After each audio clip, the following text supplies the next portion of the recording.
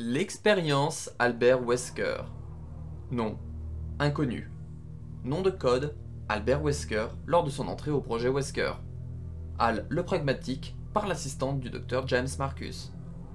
Âge et date de naissance: il aurait eu 63 ans en 2023 car il est né en 1960. Taille: entre 1m83 et 1m90. Couleur des yeux: bleu puis jaune-orange. Couleur des cheveux: blond. Groupe sanguin: O.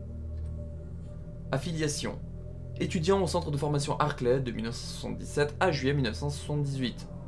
Conseiller en recherche au laboratoire Harclay de fin juillet 1978 à 1991. Service de renseignement d'Umbrella de 1991 à 1998. Officier du génie de l'armée des États-Unis de 1991 à 1996. Stars de 1996 à 1998. Il était capitaine des Stars, chef de l'équipe Alpha. Employé de l'organisation Rival de 1998 à 2004. Chef d'équipe pour l'HCF, fin 1998. Chercheur avec Tracell de 2003 à 2009. Ses missions connues: événement du centre de formation Harclay en juillet 1998. L'incident du manoir de mai à juillet 1998. Raccoon City de fin août à début octobre 1998. Rockford Island de décembre 1998. Base antarctique d'Umbrella, décembre 1998. L'opération Ravière en 2002. L'opération Talos en février 2003. Les Los Illuminados en automne 2004. Le domaine Spencer en août 2006. Et les événements de Kijuju en mars 2009. Spécialisation: il avait de la force, de l'agilité, de la rapidité, des sens comme la vue et des réflexes améliorés suite à son injection de la souche T. Wesker du virus T. Son statut est mort le 7 mars 2009 à 49 ans. Info complémentaire: il était l'enfant de parents qualifiés de surdoués. Suite à des expérimentations génétiques, Spencer et ses équipes découvraient des anticorps puissants en lui. Il fut jugé comme apte à rejoindre le projet Wesker.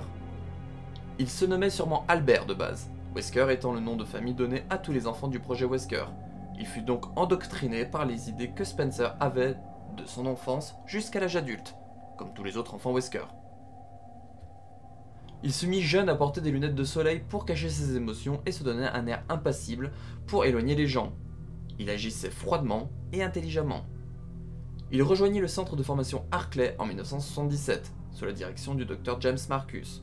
Ce dernier mit en place une amitié rivale entre Wesker et Birkin.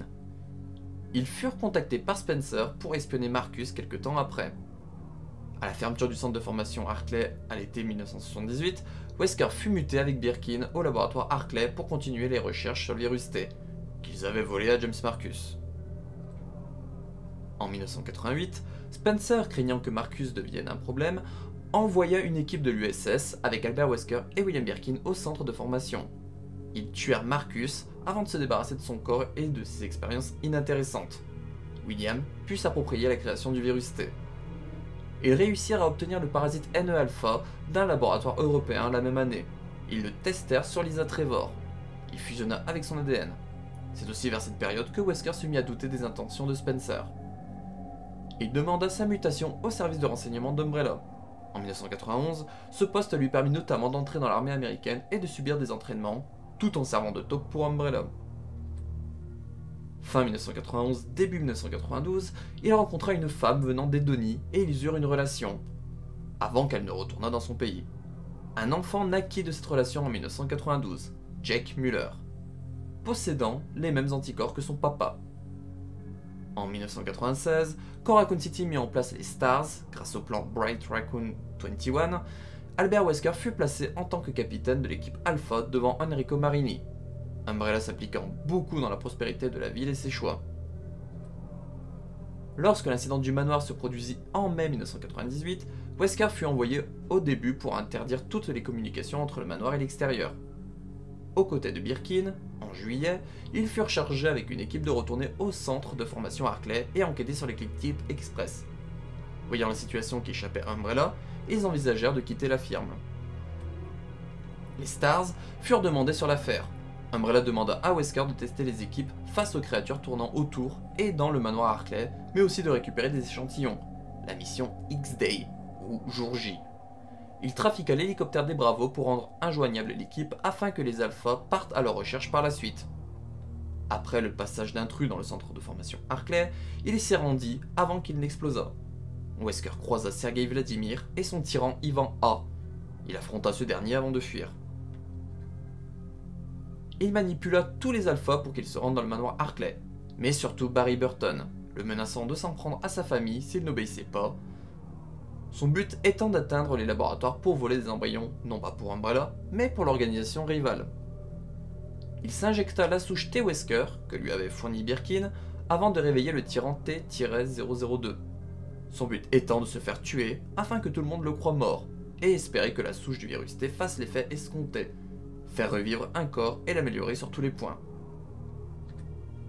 Son corps évolua pour devenir un super-humain, ou T-humain. Sa force s'accrut, et il obtint une vitesse et agilité supérieures aux autres humains, à un point qu'il semblait se téléporter et il pouvait esquiver des balles. Ses yeux devinrent reptiliens avec une couleur jaune-orangé, parfois rougi quand il était sujet à de fortes émotions comme la colère. Tout son plan se déroula comme prévu, sauf ses codes d'accès désactivés par Sergei, et il fuit le manoir Harkley avant son autodestruction. Il rejoignit l'organisation rivale avec ses connaissances accumulées grâce à ses années chez Umbrella et quelques embryons d'ABO comme le Hunter Alpha. Lors des événements de Raccoon City, il fut en contact avec l'espionne Ada Wong et l'agent de liaison de l'hôtel Appeline, envoyé récupérer un échantillon de virus G. Il permit à Ada de s'enfuir en lui offrant le pistolet grappin et lui indiquant où trouver un hélicoptère d'Umbrella. Il fit partie du groupe HCF envoyé sur Rockford Island en décembre 1998. Il croisa Claire Redfield, mais aussi Chris Redfield, un ancien collègue des Stars envers qui il éprouvait de la haine. Wesker attaqua Alexia Ashford avant de fuir avec un échantillon du virus T. Veronica venant du corps de Steve Burnside.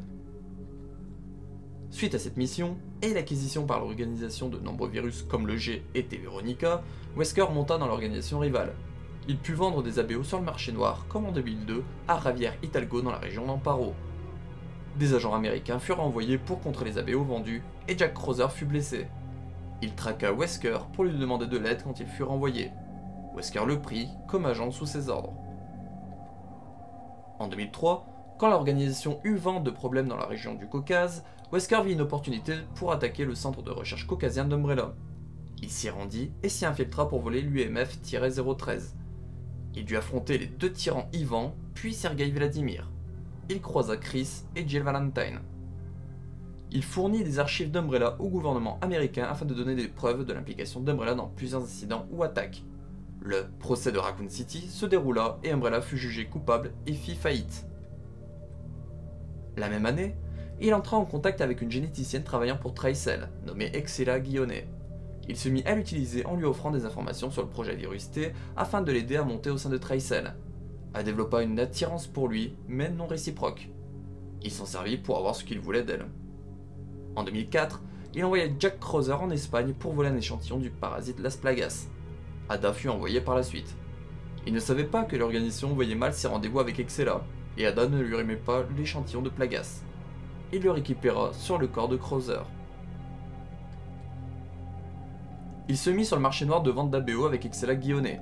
Ils utilisèrent Ricardo Irving pour les ventes. En 2006, Irving eut l'information de la localisation de Spencer en Europe et y transmit à Wesker. Wesker se rendit donc chez Spencer. Il tua tous les gardes avant de le confronter. Le vieil homme révéla tous ses secrets, notamment sur son utopie, l'évolution humaine et le projet Wesker. Wesker tua Spencer avant d'être dérangé par Chris Redfield et Jill Valentine. Il fut déclaré mort à la fin de ce combat, ayant chuté par une des fenêtres avec Jill Valentine. Mais ça lui permit de travailler tranquillement sur le projet Uroboros, plan pour Wesker d'atteindre les envies de Spencer, comme devenir un dieu. Sentant que le T-Wesker pouvait à terme le tuer ou le faire muter, surtout le fait qu'utiliser les capacités faisait accélérer le processus, il se mit à utiliser un produit.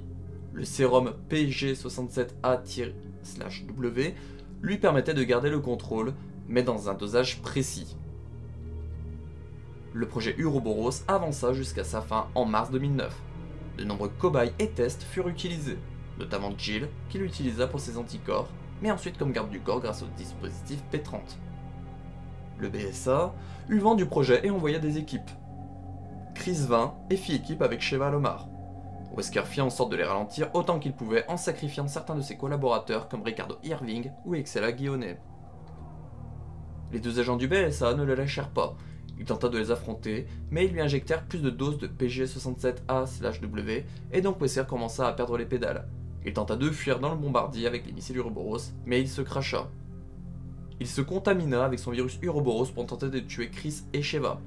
Mais les deux agents, épaulés par Jill et Josh Stone en hélicoptère, arrivèrent à tuer Wesker Uroboros avec 2 roquettes. Ces recherches furent confisquées et utilisées par diverses organisations. Alex Wesker utilisa son Uroboros sur Suchetsvovany Island par exemple. Son nom fut donné à des armes anti-ABO par Umbrella Co, comme le Samurai Edge-AW Model 01 ou Albert-01. La présence d'Albert Wesker dans le canon de la saga se fait vers Resident Evil 1996, Resident Evil Code Veronica en 2000, Resident Evil Code Veronica X en 2001, Resident Evil 2002, Resident Evil 0 en 2002, Resident Evil 4 en 2005, Biohazard Umbrella Chronicles Prelude to the Fall en 2007, Resident Evil The Umbrella Chronicles en 2007, Resident Evil 5 en 2009 et Resident Evil The Darkside Chronicles en 2009.